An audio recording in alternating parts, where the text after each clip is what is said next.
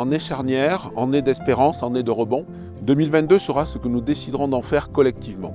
La France, les Français ont rendez-vous avec eux-mêmes. Que voulons-nous? Poursuivre l'aventure actuelle ou ouvrir une nouvelle séquence républicaine? Notre démocratie nous permet de choisir et de le dire. Faisons-le avec le seul souci de l'intérêt général, de l'avenir du pays et de la reconnaissance de nos territoires. Il importera en avril prochain de répondre à au moins 3 grandes priorités. Le retour à l'autorité, la valorisation du travail et l'émergence d'une confiance retrouvée pour nos territoires, afin de sortir d'une verticalité et d'une centralité qui nous étouffent, bien souvent renforcées encore par le poids des normes et des contrôles qui appellent une véritable simplification. Ce sont des sujets qui m'ont mobilisé en 2021 au Sénat comme à la région et sur lesquels je continuerai à être actif en 2022, comme sur les questions de l'accès aux soins, de l'éducation, de la ruralité, de la mobilité, de l'économie, de l'urbanisme ou du télétravail, pour n'en citer que quelques-uns.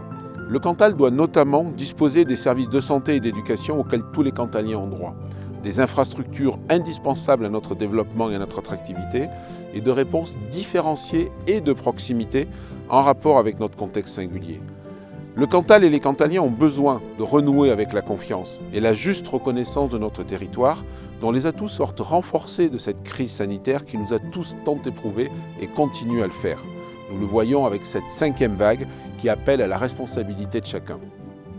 Je veux à cet égard adresser un message de soutien et de solidarité à tous les soignants et à tous ceux qui sont en première ligne ou sont les premières victimes de cette crise sanitaire.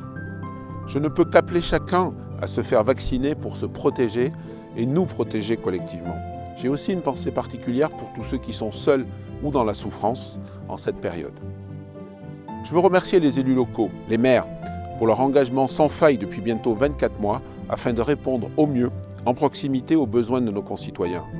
J'initierai de nouvelles rencontres sur le territoire, des dialogues en territoire cantalien pour partager encore davantage en 2022 avec les élus locaux autour de leurs préoccupations et de leurs projets. Que 2022 soit cet élan nous permettant de renouer avec la confiance et l'engagement.